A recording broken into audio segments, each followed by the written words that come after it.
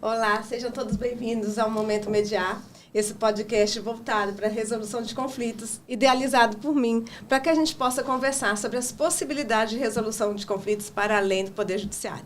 Hoje eu tenho a alegria de estar inaugurando esse podcast, esse momento, com minha querida amiga Ana Gabriela, que para mim é apenas Gabi. Gabi, seja muito bem-vinda a esse Momento Mediar. Muitíssimo obrigada. E é Gabi para todos. Fico muito feliz. Inaugurando esse novo desafio, né, Gabi? Porque você sabe que a gente gosta muito dessa vertente, principalmente eu falo muito da possibilidade de resolução de conflitos para além do Poder Judiciário. Não que o Poder Judiciário seja um lugar que não deve ser acessado, ao inverso, mas eu acho que existe uma gama de pessoas que precisam do Poder Judiciário, mas existe uma outra gama de pessoas que não conhecem outras formas de resolução e este é o momento para a gente poder falar sobre isso. Exatamente. Gabriela é advogada, eu vou deixar você se apresentar, mas antes de falar sobre ela ser advogada, trabalhar no direito das famílias, eu quero saber, Gabi, se apresente, quem é você, afinal, além de ser essa pessoa maravilhosa como profissional? Ai, meu Deus, pronto, já me enchi agora. Bom dia, boa tarde, boa noite, né? Não sei qual é o horário que você vai assistir esse podcast. Primeiro, muitíssimo obrigada pelo convite. A Karen realmente é uma referência para mim, sabe? Uma pessoa que me inspirou no início de tudo, tá? Então, minha colega de profissão, somos professoras, mas para além disso, ela que me convidou e abriu os meus olhos para a advocacia familiarista, né? Então, quem é essa Gabi, né? Eu sou um pouco de tudo. Na verdade, eu brinco dizendo, vou só partir agora um pouquinho para o lado profissional, senão a gente tem que fazer um recorte aqui, né? Então, assim, antes de tudo, eu sempre fui professora. Na verdade, eu acho que eu estou na docência desde os 18 anos, né? Nossa, eu fui bastante tempo. Fui professora de inglês, na época de colégio ainda. Desde criancinha de 2 anos e meio até 12 anos, eu pegava essa faixa etária enquanto eu fazia faculdade.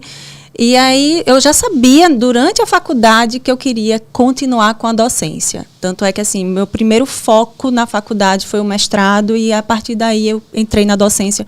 Foram 13 anos de sala de aula apenas no curso de Direito e pós-graduação na área jurídica também.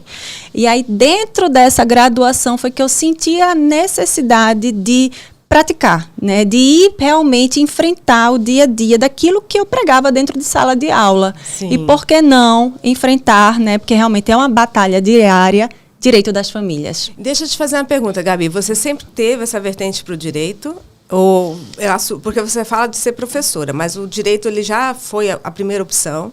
E além disso, quando você era docente, o direito das famílias já entrou, né, para você nesse momento? Não. Tudo foi caminhando, na verdade, né? Então, nada planejado. A minha vida é assim, nada planejado. Eu acordo com uma ideia e vou e faço. Na verdade, como eu era uma boa aluna, e a escola geralmente faz isso, né? Pega os meninos que têm boas notas e vai para fazer medicina. Sim. Então, eu fui treinada durante o colégio mesmo, tinha uma turma meio que separada para fazer medicina. Eu não sabia nem o que eu queria, acho que eu tinha 15 anos na época. E aí eu fui para esse grupo. E na minha época era PSS, então você fazia no primeiro ano, no segundo ano, no terceiro ano. Então eu fiz todo o meu ensino médio voltado para medicina. Até que eu fui para assistir uma aula. Minha irmã fazia medicina na época. E quando eu entrei, não sabia se eu desmaiava, se eu não desmaiava. Eu olhava aquilo e falei, eu não quero aquilo para mim de jeito nenhum. E todos aqueles testes vocacionais me inclinavam para a área de humanas. Mas o colégio me inclinava para medicina. Sim. Eu ainda fiz vestibular para medicina. Mas aí no ano seguinte, eu entrei na sala de aula, fui assistir uma aula de direito. Eu ainda lembro, foi direito civil. E de um grande amigo meu que é professor, eu pedi, por favor, deixa eu assistir uma aula para saber se eu gosto. Eu ainda fiz trabalho, né? Participei de uma aula, fiz um trabalho, eu fiz, é isso que eu quero. E aí, no ano seguinte, após ter terminado o ensino médio, foi que eu resolvi fazer direito. E o direito das famílias entrou aí na sua vertente profissional quando? Eu não consigo encaixar assim, em algum momento específico da minha vida. Pelo contrário, até mesmo porque a minha graduação, e eu estudava para concurso, teve uma época que eu estudava para concurso, era tudo na área trabalhista, nada na área de direito das famílias. Eu me recordo. Na verdade, tudo era na área de direito do trabalho. Mas a minha docência era na área de direito das famílias. Eu gostava, né? Realmente eu tinha um prazer em falar sobre o direito das famílias, mas eu achava mais fácil estudar para o direito do trabalho. Então, por isso que eu tinha escolhido isso para fins de concurso. Mas aí, exatamente quando eu me vi advogada, eu fiz, então eu vou em cima da minha paixão e não do que eu acho mais fácil. E a minha paixão era direito das famílias. E quando você começou a atuar, porque você passou muito tempo estudando para concurso, aí você deixou de ir para essa vertente e aí foi atuar no direito das famílias. Qual foi assim, o desafio que você enfrentou, que você fala, olha, Karen, aqui para mim, quando eu saí, né, da docência e fui para a prática, o que foi que te impactou assim? Tudo completamente diferente. Uma coisa é a gente saber toda a técnica. E, de fato, eu tinha feito mestrado dentro dessa área, direito civil constitucional. Então, assim, a parte teórica, realmente eu dominava. Mas quando você vai para a prática, meu filho, é completamente diferente. Tudo aquilo que a gente ensina, a gente não vê na prática. Então, assim, o primeiro grande baque profissional foi viver isso. Por mais que eu escrevesse alguma tese, alguma coisa completamente fundamentada no direito, eu via lá uma decisão padrão em que nada daquilo foi validado, nada daquilo foi considerado. Sim. E que, na verdade, eu precisei desenvolver outras técnicas para poder me encaixar profissionalmente dentro da advocacia, porque só trabalhar em cima da técnica não era suficiente.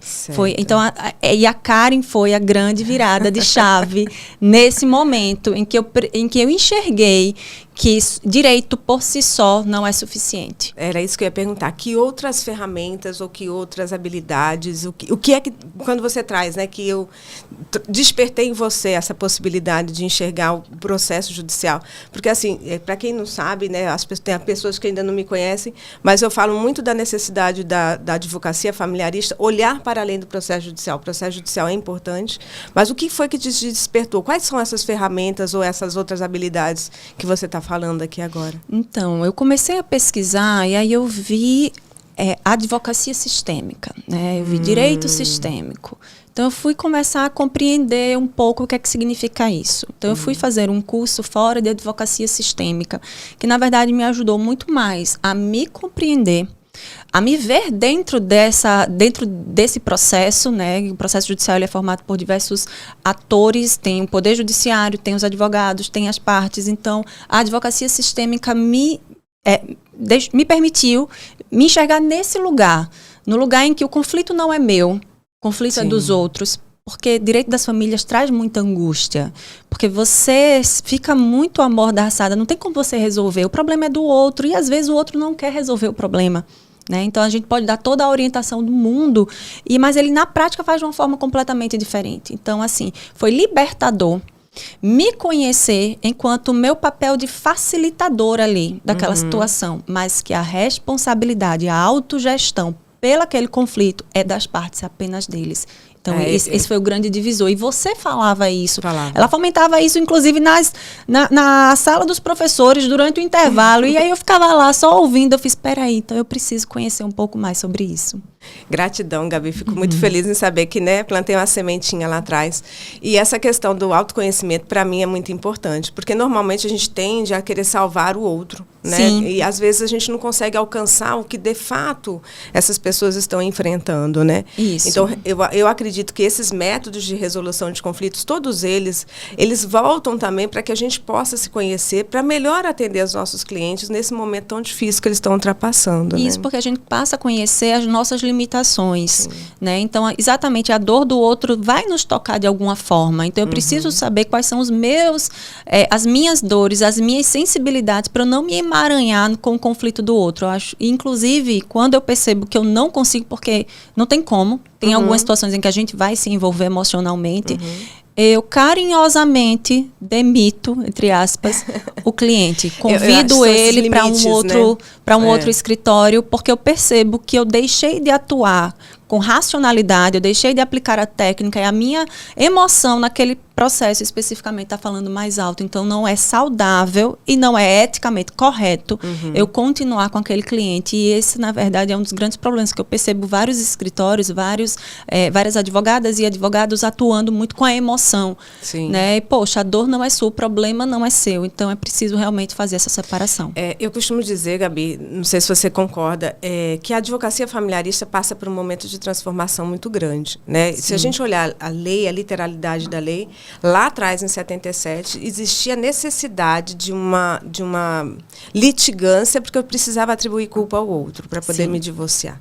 Hoje a gente tem a emenda constitucional 66, que, graças a Deus, o STF decidiu que não é mais necessário a separação judicial, então eu posso me divorciar independentemente de culpa. E a forma que a gente atua no direito às famílias ainda tem uma forma muito, muito exacerbada nesse conflito, dessa trincheira. Então, essa travessia, não que existam processos que sejam necessários, essa litigância mais exacerbada, mas eu acredito nessa outra vertente de possibilidade de resolução, mesmo porque, para mim, a família permanece mesmo após um divórcio. Exatamente. E aí, infelizmente, a gente vê muito discurso de ódio dentro das petições e que só fomentam esse conflito, tá? Então, a primeira coisa que a gente precisa entender é como é essa situação, como era a dinâmica familiar. Na grande maioria dos casos, quase que, realmente, uma grande maioria dos casos, existe uma violência por trás. Sim. Né? Então, assim, é inevitável. Inclusive, perto do rompimento dessa relação, essa violência aumenta, tá? Então, a primeira coisa é, quando a gente recebe esse cliente, é acolher esse cliente e compreender até que ponto ele quer realmente ir adiante com essa discussão da violência para atribuir alguma culpa ou algo desse tipo. Se a gente consegue fortalecer esse cliente, e eu sempre prefiro ir para a linha de empoderar essa mulher. Ou não relativizar, não é isso, mas fazer com que a pessoa consiga olhar para o conflito ou para aquele relacionamento com outros olhos e consiga seguir a vida dela adiante, diferenciando a relação da conjugalidade da relação da parentalidade. Sim, isso é importante. Só que hoje está realmente muito à tona o discurso da violência de gênero. Não que não exista, e existe muito. Tá? Então, aqui eu preciso fazer esse parêntese. Mas o nosso papel enquanto facilitador daquela resolução do conflito, e não para instigar ainda mais o conflito, é compreender até que ponto realmente aquela família quer entrar nessa seara de discussão ou não. Entende? Sim, sim.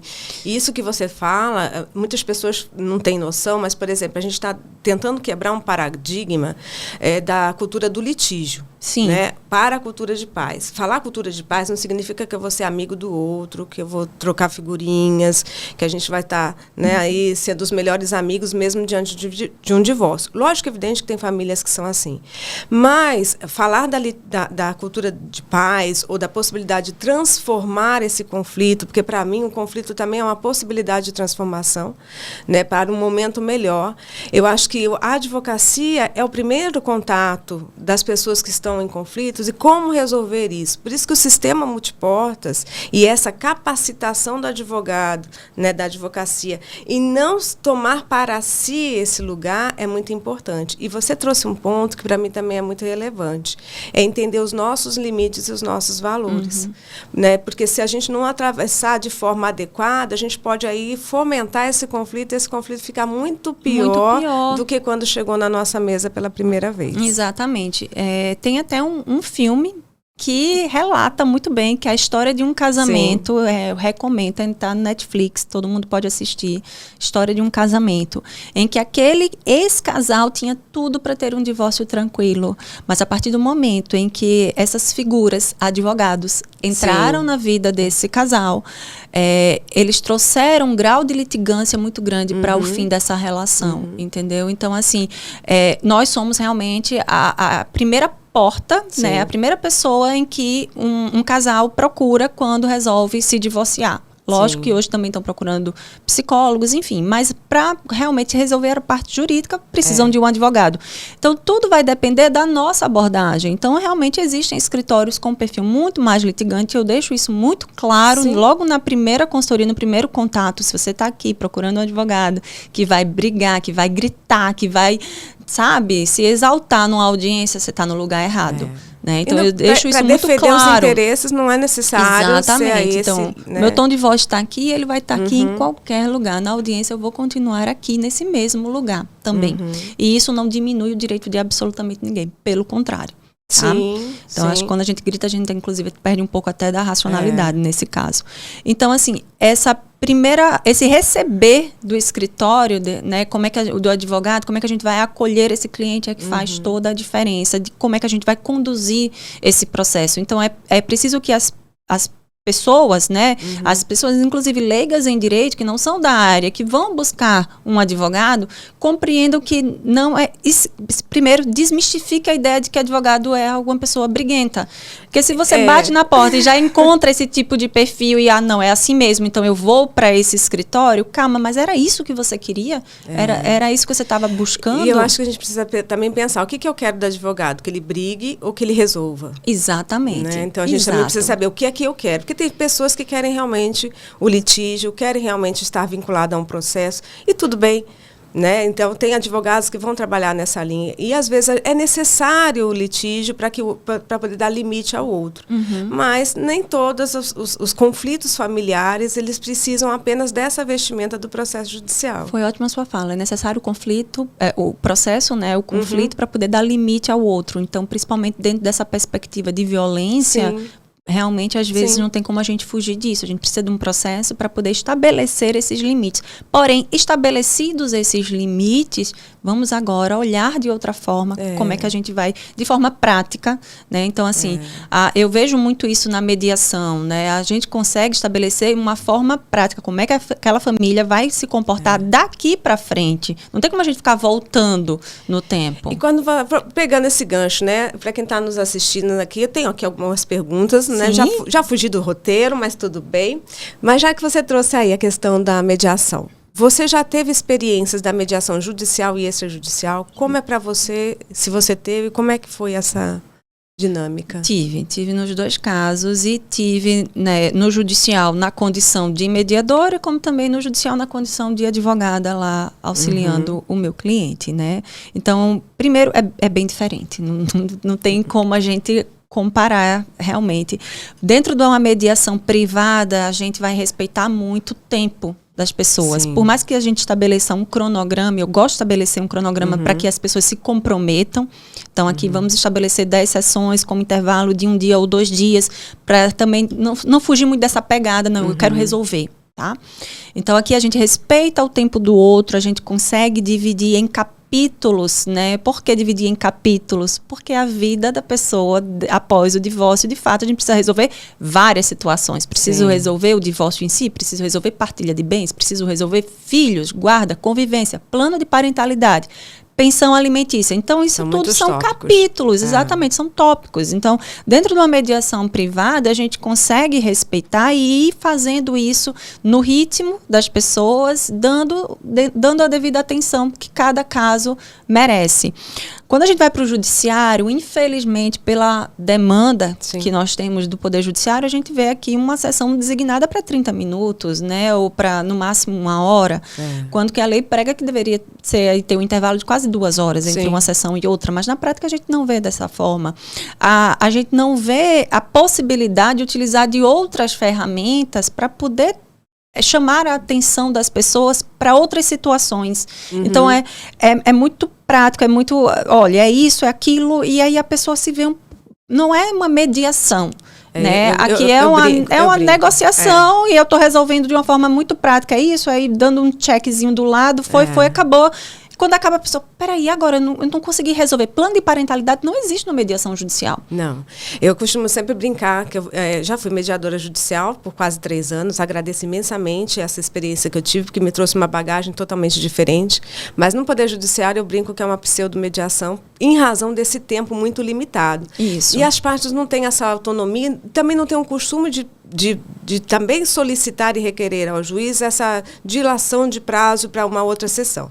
Já na mediação privada, não. A gente tem esse controle que você está dizendo, a confidencialidade, a gente tem também a questão da autonomia das partes, que é esse empoderamento que você falou no início. O protagonismo das partes. Minha gente, o problema é deles. Só eles sabem a solução. Só eles vão conseguir adequar aquela rotina pós-divórcio dentro da logística deles, entendeu? Então, isso dentro de uma mediação judicial não tem como, realmente é o padrão. Então, quando você parte para uma mediação privada, não, peraí, vamos resolver como melhor se adequa à nossa realidade. Então, isso faz toda a diferença. Eu costumo dizer que a mediação privada é a customização da resolução. Porque eu vou customizar conforme as necessidades daquela família. Isso. E eu acho, gente, de suma importância a presença da advocacia nesse momento processual. Seja extrajudicial, seja judicial. Porque para eu poder empoderar essas partes, não sei se você concorda comigo, Gabi, mas para empoderar essas partes, eu preciso trazer para elas os efeitos jurídicos de um possível acordo. Ou até mesmo o efeito jurídico de não construção de acordo. Porque qual que é o efeito se eu não fizer acordo? Quais são as consequências de um processo? Então, eu acho que a advocacia, quando tem esse conhecimento que você trouxe, né, de buscar essas outras ferramentas, essas habilidades, o autoconhecimento, para poder melhor orientar seu cliente, leva ele para um patamar de consciência diferente. Não sei se você concorda. Não, perfeitamente. Para você ter o protagonismo daquela negociação, no caso, o cliente em si, ele precisa saber quais são os termos jurídicos. Eles precisam saber, olha, peraí, se eu for para o judiciário, uma decisão judicial vai ser assim, assim, assado. Se eu continuar com a mediação, eu posso flexibilizar isso dessa outra forma. Em tese, as decisões falam de guarda com a partilhada. Em tese, as decisões falam de convivência nesse padrão. Então, eu estou dando conhecimento, porque você só pode decidir alguma coisa se você tem conhecimento, propriedade sobre aquilo. Sim. Então, eu preciso pegar o meu cliente e ensinar, literalmente, olha, funciona dessa forma, no judiciário a gente vai ter mais ou menos isso, o Tribunal de Justiça, se a gente vier a ter um recurso, vai reformular mais ou menos isso. Então, eu estou dando ferramentas para que ele agora possa, com base nisso, decidir, não, então eu prefiro ir para esse lado, não, então eu prefiro ir para uma mediação, e dentro da mediação, mesmo sabendo que no judiciário eu ia ter dessa forma, mas na mediação eu consigo fazer o meu próprio desenho dentro da minha logística. E assim, é uma certeza de como vai ficar. Porque no Poder Judiciário, a única certeza que eu tenho é que eu não tenho certeza de nada. E nem quando vai acabar, né? Não, nem o final, nada. Nem a sentença. O conteúdo da sentença é inesperado sempre, por mais que a gente tenha essa tese desenhada, linda e maravilhosa. Isso, né? Exatamente. E deixa eu te fazer uma pergunta aqui. Diante dessas experiências suas, o que mais te marcou enquanto resolução de conflitos fora do Poder Judiciário, assim, fora da necessidade de imposição de uma sentença? Um caso, respeitando toda a confidencialidade necessária. Certo. Tem alguma experiência assim, que você pode trocar com a gente aqui? Tenho. Tem um caso bem particular, na verdade tem vários casos, né? Mas assim, tem um bem particular que foi de um cliente muito querido, que é querendo restabelecer a convivência, foi pós-pandemia, tá? Então, ele me procurou, porque exatamente até a pandemia ele tinha convivência com a filha. E aí, realmente, na pandemia, acabou total a convivência, a filha já era uma adolescente, ele já tinha passado por 2 divórcios anteriores, ele já sabia como era um processo judicial, então, ele já me procurou dizendo, eu não quero processo judicial. Te procurei porque eu sei que você é mediadora, eu não quero processo judicial de forma alguma, eu não quero obrigar a minha filha a conviver comigo. Então, eu não podia fazer a mediação diretamente com a filha, eu era uma adolescente, tinha que fazer através da mãe. E aí eu entrei em contato, consegui, ela foi até o escritório, eu apresentei o primeiro contato, na verdade, é uma carta convite para ela entender o que é mediação, não é nem... Então, logo nesse primeiro contato, ela foi apresentado o que seria o termo de confidencialidade, né? O termo de não litigiosidade, então tudo que permeia, né, esse desenho da mediação. E a partir daí nós iniciamos as sessões, não tive êxito, então é importante dizer, né, que nem sempre a gente vai conseguir êxito na mediação, preciso estabelecer realmente o respeito até onde as partes querem ir. Ela finalizou, né, a última sessão, ela dizendo isso. Eu não vou obrigar a minha filha a ir. Ela já tinha 16 anos. Tá. Ela querendo ir, ela vai. Ela não querendo ir, ela não vai. Né? E aí teve até uma fala. Como houve um abandono durante muito tempo naquela relação, e eu não pude ter acesso à adolescente, sim, mas sim à mãe, que eu percebi que tinha uma grande mágoa em relação a tudo isso. Então, em toda a sessão, ela repetia, o amor não está ali numa prateleira de supermercado. Eu não posso chegar lá e comprar, e agora obrigar a minha filha a conviver com esse genitor. Então, onde falta amor, não tem como a gente repor isso. Então, ele com muita propriedade, quando ele me procurou e falou, eu não quero obrigá-la, eu não quero ir para um poder judiciário, que eu sei que eu vou ter aí uma decisão de convivência de 15 em 15 dias, que ele já tinha passado por isso. Então, ele tinha consciência, né, dos direitos dele, ele poderia, mas ele respeitou aqui também os sentimentos dela. E como a gente não teve acesso à adolescente, não posso também garantir que caso eu tivesse tido acesso à adolescente, seria diferente, né? Não tem como garantir isso. Mas a mágoa aí falou muito mais alto e a gente não conseguiu acessar essa mãe. Foram poucas as sessões e aí ela realmente já finalizou. E eu vou pegar esse gancho seu, assim, sabe por quê, Gabi? Eu acho que eu vou deixar para você falar já sobre o que te marcou.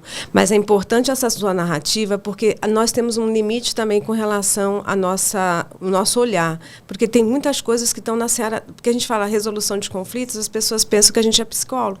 Exato. Mas a gente tem alguns limites na nossa profissão também. Exatamente. Então, assim, o que me marcou é que a forma como essa mãe falava me trazia muito uma dor dela. E depois, em outras sessões, só com ele me trouxe. Eles foram casados durante algum tempo e ela não falava... Na verdade, ele foi casado tanto tempo que achava que ela não tinha pai. Que o pai tinha morrido e ela falava isso. O pai morreu ainda criança. Ele nunca conheceu o sogro. Nossa. Mas só depois de um tempo foi que ele descobriu que o sogro estava vivo, existia. Então, na verdade, ali esse afastamento talvez era um afastamento da própria mãe, Sim. que nunca teve contato com o pai dela, Sim. né? E isso se repercutiu na própria filha, Sim. né? Que talvez para ela fosse doloroso ver que o pai está querendo aproximação, uma vez que ela não teve essa possibilidade enquanto Exatamente, filha, né? Porque essa fala dela de que o amor não se vê no supermercado, quando eu falava com ele, sabe que não se encaixava. Ele já não me trazia esse relato de abandono, pelo contrário, ele me trouxe várias fotos e vários encontros, várias coisas que, poxa, o abandono em si não teve, talvez uma convivência mais escassa e tal, mas o abandono não teve. E aí... ficou muito claro para mim que a dor era da mãe. Então, por isso, talvez se eu tivesse acessado a filha, né? Sim. Mas aí realmente tem esse limite. Ou talvez se ela tivesse também um suporte jurídico de uma pessoa que tivesse dado a ela também esse empoderamento dela entender essa situação. Poderia ser, ou um suporte psicológico também. Exato. Porque nós temos nossa limitação, né, enquanto profissional, principalmente profissional do direito. Porque na mediação pode ser qualquer pessoa, a lei diz que pode ser mediador qualquer pessoa. Isso. Mas querendo ou não, nós temos o filtro da advocacia. Não tem como você tirar, né, isso que a gente já conhece, que é do direito, e quando você atende as pessoas, você está diante do seu filtro profissional. Né? Então, a gente tem essa limitação. E a gente precisa também saber que as pessoas têm o seu limite para poder fazer ou não fazer o acordo. Mas eu vou aproveitar esse gancho seu quando você disse que não teve êxito na resolução do acordo, né? O acordo em si.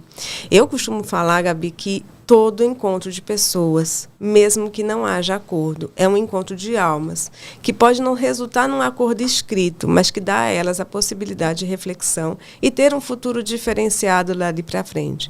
Então, assim, quando você teve esse contato com eles, pode ser que ali não teve acordo, mas algo pode ter mudado depois. Plantou uma sementinha ali, né, de alguma forma, e algo ficou reverberando. Exatamente. Enfim. Pode ser que você não tenha contato, mas pode ser que eles encontraram um outro caminho de resolução que não necessariamente assinar um acordo naquele momento, um documento, vamos assim dizer.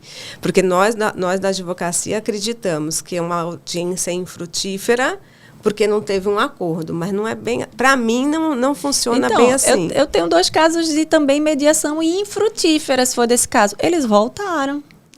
Eu juntei 2 pessoas, eu disse, meu Deus do céu, já foram em 2 situações, uma foi online, porque ela não era daqui, era do Piauí, e foi exatamente na época da pandemia, né, me achou pelo Instagram, e aí a gente começamos as sessões de mediação, passado 2 meses depois, ela pediu para suspender, passado 2 meses eu recebo uma mensagem do WhatsApp, eles estavam numa viagem, numa nova lua de mel. Olha só. Então, e o outro caso foi daqui de Maceió também. Foram várias negociações e deixamos o acordo pronto para assinatura. Eles tinham uma viagem em família no Ano Novo. Então, deixamos tudo pronto para assinatura. O divórcio. O divórcio já com todas as cláusulas, foram meses de negociação, ficou tudo pronto. Eles falaram, não, Gabi, a gente vai fazer essa viagem com os filhos, que era uma viagem que estava muito programada, foi a de ano novo. Quando a gente chegar, dia 3 de janeiro, a gente assina. Tudo bem, tudo bem. 3 de janeiro, entra em contato e aí, não, a gente não vai assinar mais. Então, assim, nossa, foi frustrada essa mediação? Claro que não. Foi maravilhosa essas duas mediações, entendeu? Eles perceberam ali naqueles momentos a cumplicidade dos dois no momento da negociação. Um olhou para o outro, que talvez eles não estavam se enxergando, né, durante o relacionamento, até mesmo pela correria do dia a dia. E quando eles se deram a oportunidade de negociar e conversar e acordar e começar a ajustar, e foram mediações bem práticas também, né? E aí um começou a enxergar no outro a preocupação que o outro tinha em relação a ele mesmo, né? Então, poxa, então ele me vê. Sim. Então, isso foi muito importante. E isso não tem no processo. Porque, para mim, o processo judicial, eu falo isso na sala de aula também, é um telefone sem fio. Porque o cliente conta para mim a história que eu conto para o juiz.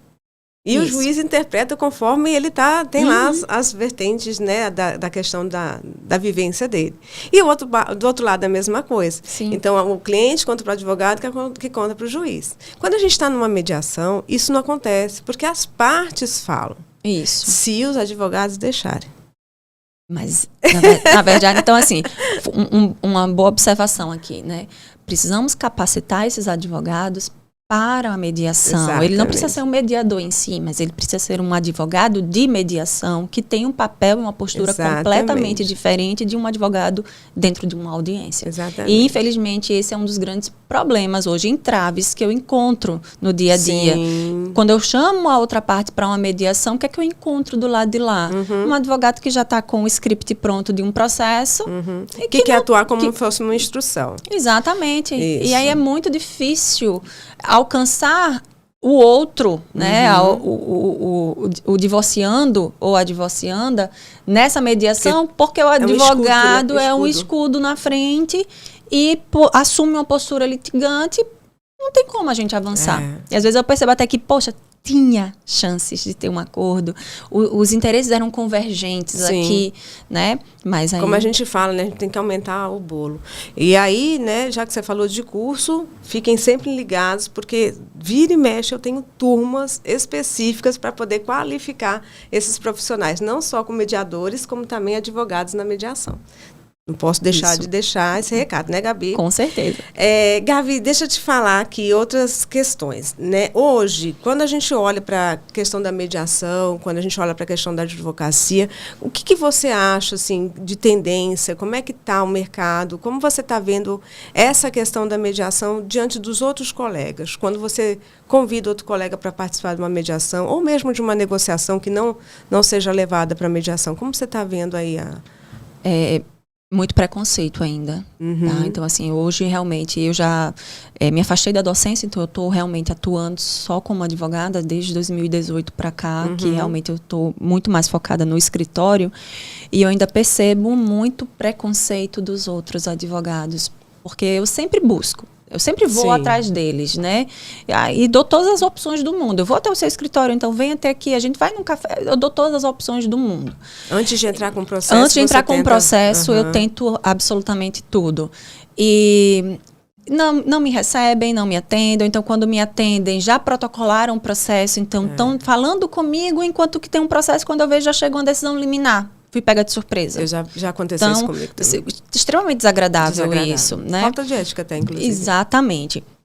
E, então, assim, hoje o que é que nós temos? Nós temos um curso de direito completamente inflamado no Brasil inteiro. Então, atualmente são milhares de jovens que entram no mercado de trabalho. Então, essas pessoas que estão entrando no mercado de trabalho já entram copiando esses modelos pré-prontos, né? E esse perfil pré-pronto. Então, eu pego muito jovem advogado que já assume essa postura extremamente litigante. Então, peraí, gente, vamos ver o que é que a gente precisa para se capacitar para, de fato, ser um bom advogado. Precisamos de técnica? Sim, precisamos de técnica. Precisamos de conhecimento jurídico, isso é fato, tá? Mas a gente precisa de outras habilidades, né? Os soft skills, né? São as outras habilidades para poder lidar com pessoas, falar com pessoas, inclusive falar com o outro advogado. Não estou nem dizendo para falar com o cliente, estou falando do trato, advogado com advogado. Saber negociar. Saber negociar, saber ouvir, saber o que é mais viável e eficaz para o seu cliente, do ponto de vista econômico, de tempo e de resolutividade. E essa questão, saber ouvir, eu escuto muito dos alunos, mas professora, eu não sou psicólogo. A questão de saber ouvir é poder entender a dinâmica desse conflito e a possibilidade de construção de acordo. Exato. Né? Para mim, eu não sou psicóloga também. Não, então... Também não.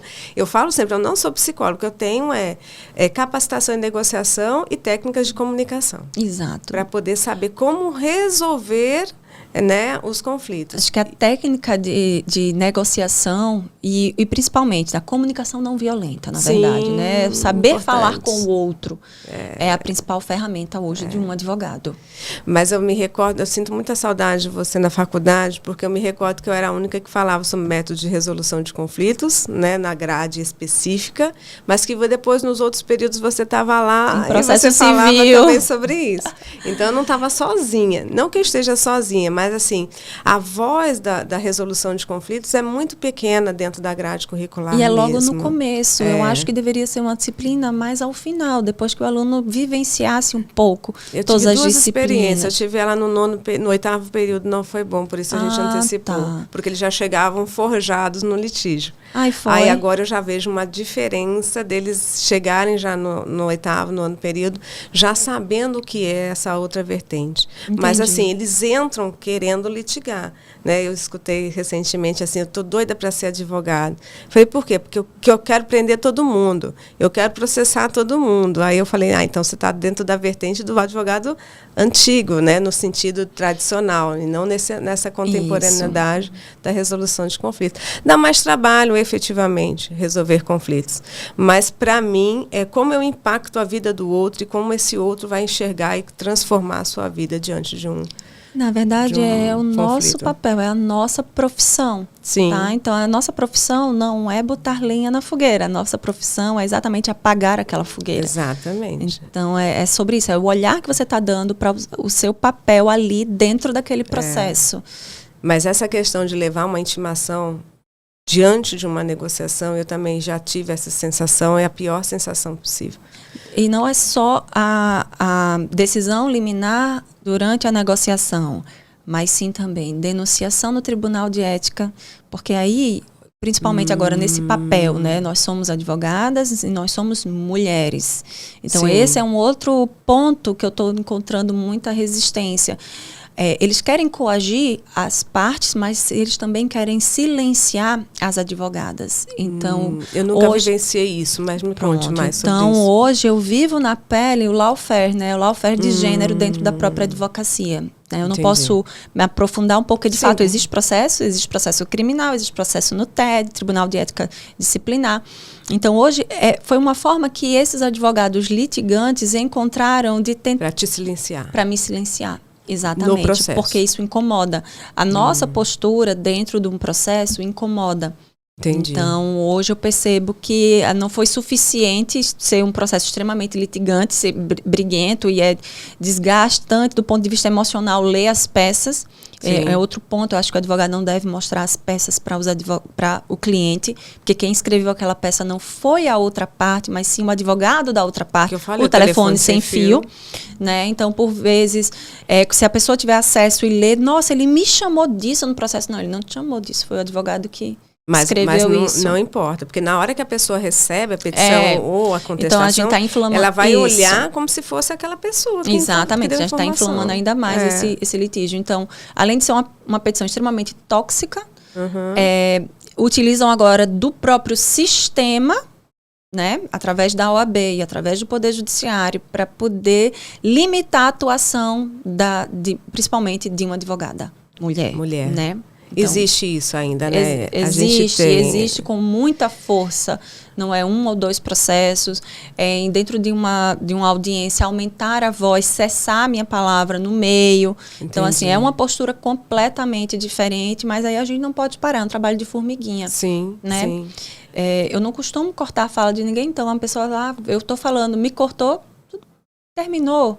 Aí você vai eu lá peço a minha palavra novamente, explico. Então, assim, acaba que fica feio dentro de uma audiência, porque fica perceptível essa violência de gênero.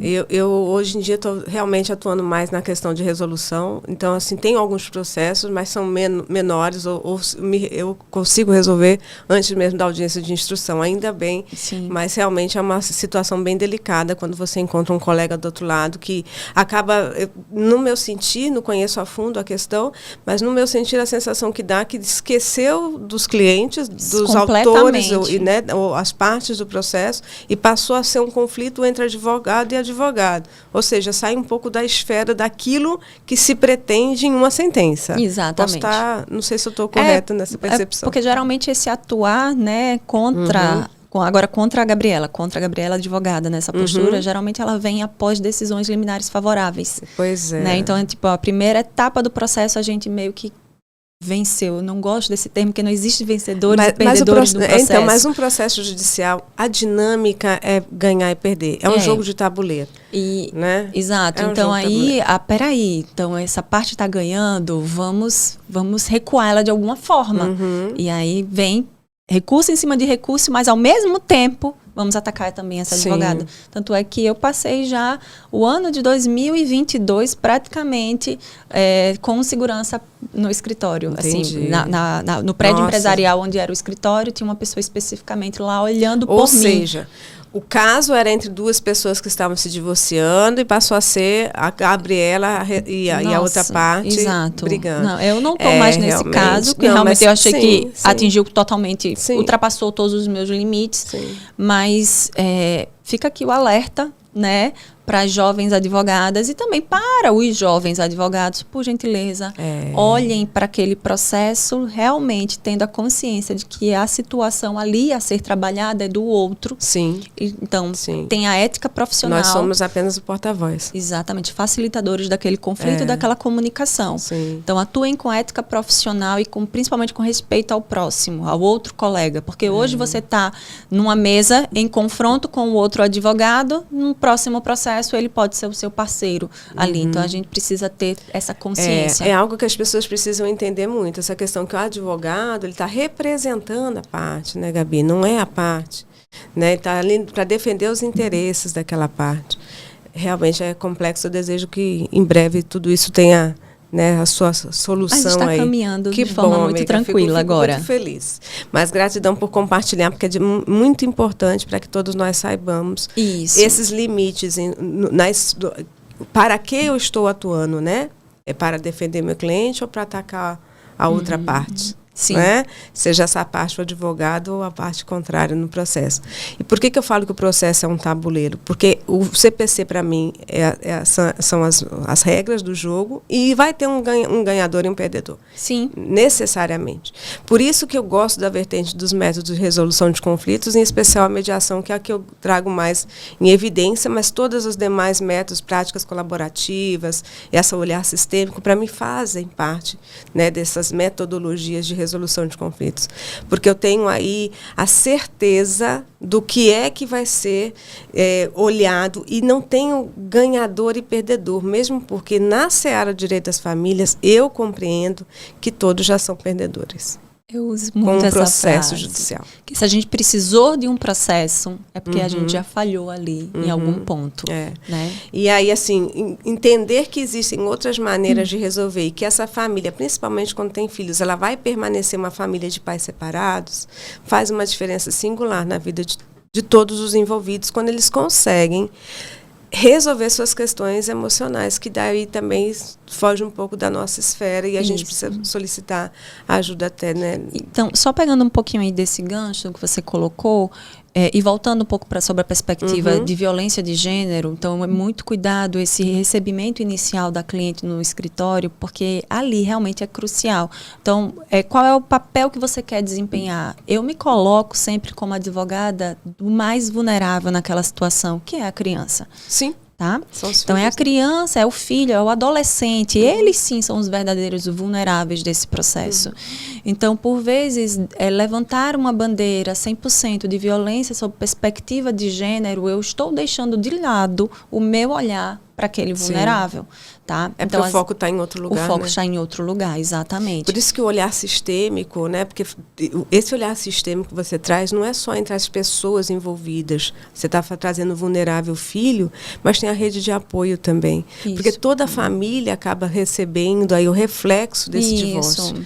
Né? Então, não se trata de silenciar uma violência doméstica de forma alguma. Existem casos e casos. Sim. Mas a forma como você empodera, a forma como você trabalha essa mulher, valida os sentimentos dela e faz com que ela mude essa perspectiva e veja a situação de outra forma, porque ela possa caminhar com as próprias pernas, faz toda a diferença. Em vez de eu revitimizar essa mulher e reinserir ela nesse conflito novamente. Sim. Então, é a forma como a gente vai abordar isso. Sim, certamente. Perfeito, Gabi. Gabi, eu acho que a gente já está chegando ao final, estou dando uma olhada ali. Aí eu queria deixar, né, primeiro agradecer imensamente a sua presença aqui para mim. Você não tem noção da alegria que está meu coração em lhe ver aqui. Ter você para mim é, assim, não sei, não tem nem palavras para dizer o quanto que meu coração está grato por você aqui, porque eu tenho você como uma pessoa de referência, não só profissionalmente, mas como uma amiga muito querida. Então, eu me conheci na sala de aula, vejo o seu trabalho e lhe reconheço como uma grande amiga também. Então, ter você aqui realmente para mim é um presente, saiba disso, principalmente no primeiro momento, né, desse meu novo passo aqui nesse caminhar do podcast. E eu queria que você deixasse aqui uma mensagem, sei lá, o que você quisesse deixar enquanto Ana Gabriela, a eterna Gabi para mim, né, aí para os nossos... Não, eu só queria dizer, vou agora olhar para eles, né, ou para elas, eu só queria dizer que trabalhar com o direito é trabalhar, na verdade, com pessoas. Então, não adianta a gente só olhar para a técnica, só olhar para o estudo jurídico. A gente precisa compreender a gama, né, da complexidade da vida humana. Não tem como a gente fugir disso. Então, eu tive um professor muito bom na faculdade, né, Gabriel Ivo, tributarista, né, procurador, mas assim, ele tinha uma sensibilidade para falar que me tocava desde o primeiro período. Foi meu professor de introdução ao estudo do direito.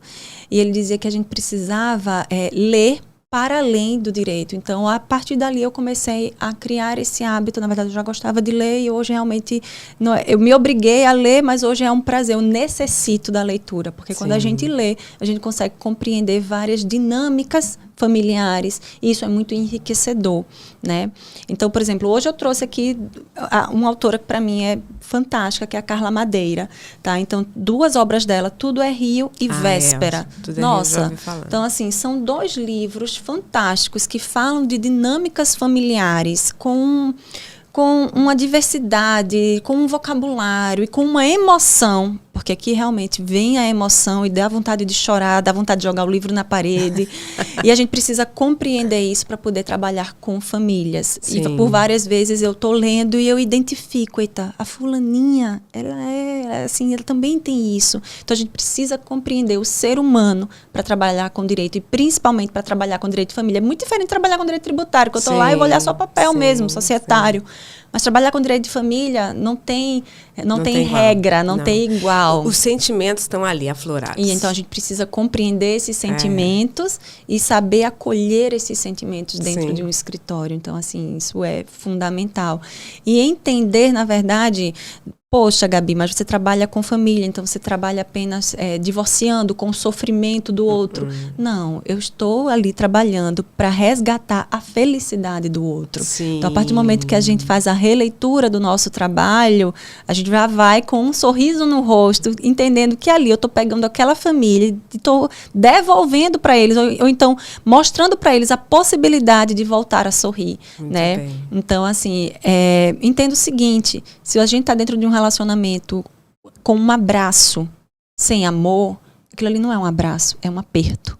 E ninguém quer continuar com aquilo, não é verdade? Certamente. Então a gente quer um abraço, a gente quer amor, a gente é cheio de emoções, a flor da pele, a gente quer viver, independente da idade, certo? Sim. Então, assim, é resgatar isso das pessoas. A vida é curtíssima, né? E, enfim, até que me provem, né, que existem outras vidas por aí, a vida é uma só e a gente precisa viver ela intensamente. Exato. Então, por que gastar tanto tempo da nossa vida dentro de um processo? Maturando, né, ali remoendo um processo, remoendo um moído que não acaba nunca. Minha gente, vão viver, vão ser felizes, o tempo é preciosíssimo. Muitas pessoas não sabem, mas o fim pode ser o começo, né? Exatamente. Um divórcio também é um pedido de ser feliz. Exato. Eu termino uma fase e começo outra. É literalmente, né? um resgate da felicidade. Aí. É isso mesmo.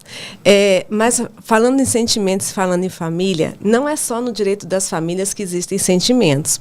Pode ser que no direito tributário a gente não veja tanto. Mas quando a gente fala de direito empresarial, são pessoas. Quando a gente fala de direito consumidor, são pessoas. Então, falar de mediação não é só no direito das famílias, mas também e principalmente é enaltecido em razão de toda essa gama que o divórcio traz. Né? Aí eu queria encerrar, a gente está aqui já terminando, tem uma frase que eu vou ler, tá, Gabi? Porque eu não vou conseguir falar ela inteira. Essa é uma frase de Buda que eu estava lendo esses dias, eu falei, rapaz, é bem por aí mesmo que o momento mediar nasce. Né? Seu trabalho é descobrir o seu trabalho. Então, quando você descobrir o seu trabalho, deposite dele todo o seu coração. Dedique-se a ele por inteiro.